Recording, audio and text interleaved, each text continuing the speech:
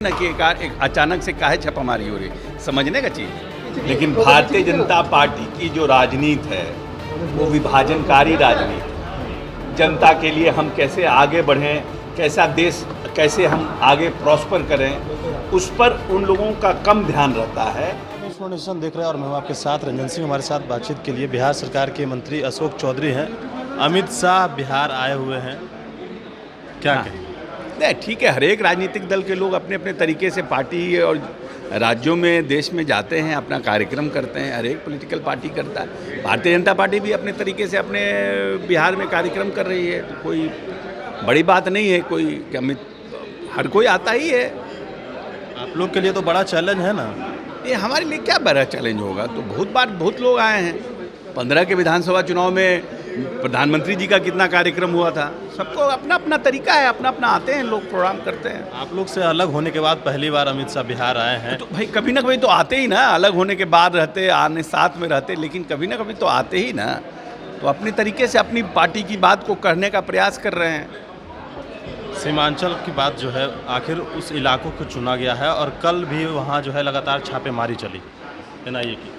ठीक है, एनआईए अपना काम करेगा। कोई जो असामाजिक तत्व हैं जो इस तरह के देश विरोधी कार्यों में जुटे हुए हैं, उनके खिलाफ में कार्रवाई करेगी।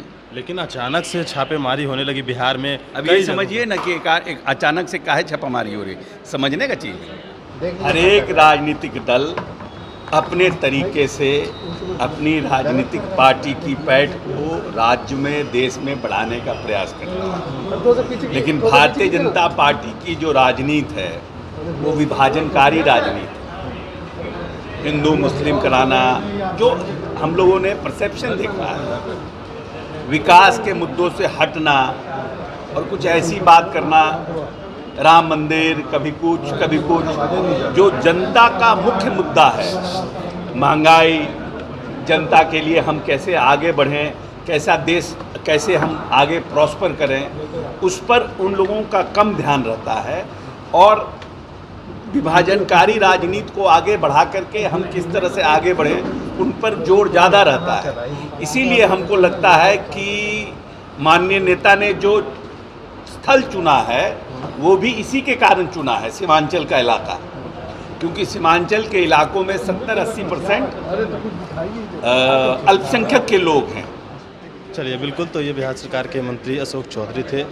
और जिस प्रकार से अमित शाह बिहार आए हैं और बिहार के सीमांचल के इलाकों में जो है आज उनका दौरा है, और वहाँ पर भाजपा की सरकार जाने के बाद पहली बार जो भाजपा बिहार में थी, जेडीयू के साथ अलग होने के बाद पहली बार अमित शाह जो है रैली कर रहे हैं। लेकिन जिस प्रकार से जनता दल यूनाइटेड की बात करें तो लगातार अमित शाह हो या भारतीय जनता पार्टी के जो नेता हैं वो एक तरफ आरोप लगा रहे हैं, तो जेडीयू भी लगातार इस बात को कह रही है कि अगर कोई आता है लेकिन गंगा यमुना जो तहजीब है उसको, उसकी सौहार्द को बिगाड़ने की कोशिश करता है, तो हम उसको नहीं छोड़ेंगे। अशोक चौधरी ने क्या कुछ और कहा है, सुनिए उनके बयान को।